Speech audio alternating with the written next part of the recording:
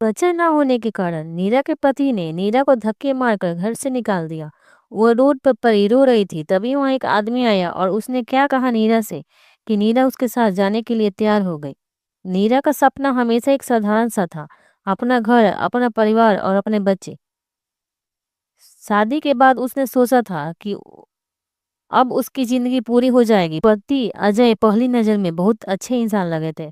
शुरुआती कुछ साल बहुत ही अच्छे निकले, लेकिन धीरे धीरे अजय और उसके परिवार की असली सोच सामने आने लगी।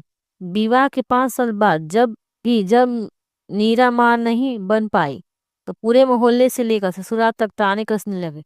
बहू मां नहीं बन सकती तो घर में उसका क्या काम। यह ताना नीरा रोज सुनती थी। शुरू में अजय उसका साथ देता रहा, लेकिन धीरे धीरे वो भी बदल गया। डॉक्टरों ने कहा कि नीरा बिल्कुल स्वस्थ है, समस्या अजय में भी हो सकती है। पर अजय ने इसे अपनी मर्दानगी पर चोट समझा। उसने सच स्वीकार करने के बजाय सारा दोष नीरा पर डाल दिया। एक दिन अजय ने घर के बीचों बीच सबके सामने नीरा से कहा, तेरा यहाँ क्या काम है? तू माँ नहीं बन सकती तो इस घर में तेरी कोई जगह नहीं। नीरा का दिल चीर गया। उसने कांपते हुए कहा, अजय, शादी सिर्फ बच्चों के लिए नहीं होती। क्या मेरा साथ, मेरा प्यार तुम्हारे लिए कुछ मायने नहीं रखता? लेकिन अजय का दिल कठोर हो चुका था। उसने नीरा का सामान दरवाजे के बाहर फेंक दिया और कहा, मुझे माँ बनने वाली पत्नी चाहिए, बोझ नहीं।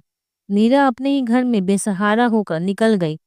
आंखों में आंसू थे, हाथ में सिर्फ एक छोटा सा बैग। रिश्तेदारों और समाज ने भी मुंह फेर लिया। जब नीरा अपने दर्द को भुलाने की कोशिश कर रही थी, तब किस्मत ने उसके लिए एक और दरवाजा खोल दिया।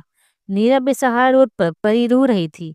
उसे कुछ समझ में नहीं आ रहा था कि वो क्या करे। तभी वहां से एक बड़ी सी गाड़ी से एक आदमी उतरकर सीधे नीरा की तरफ जा रहा था। वो वहीं पर डरी हुई बैठी थी। संजय ने नीरा का नाम पूछा तो नीरा जोर जोर से रोने लगी।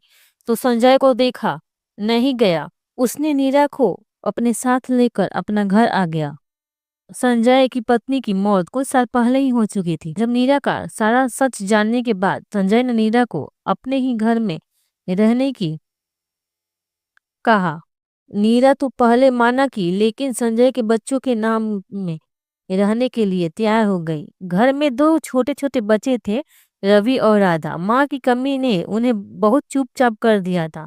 जब नीरा उस बच्चों से मिली तो उसके दिल की ममता उमड़ पड़ी। वो उनके लिए कहानियां सुनाती, उनके आंसू पोंछती और उन्हें गले लगाकर सुलाती।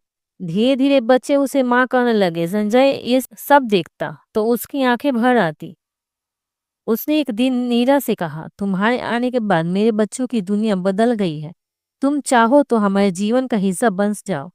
नीरा चुप रही। उसके दिल में डर था कि कहीं वही पुराना दर्द न मिले। लेकिन जब उसने बच्चों की आंखों में अपना अक्स देखा तो उसने तय कर लिया कि वो अब डर कर नहीं, जीकर दिखाएगी। कुछ समय बाद नीरा और संजय का विवाह हुआ।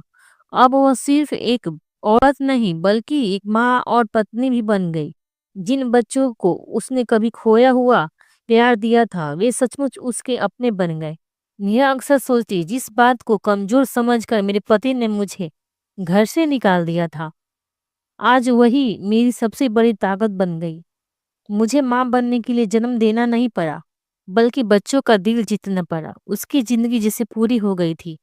अब आंसुओं का बोझ था, न अपनापन की कसक, केवल खुशियों और प्यार, अपनापन। और यही सच्चाई है दोस्तों।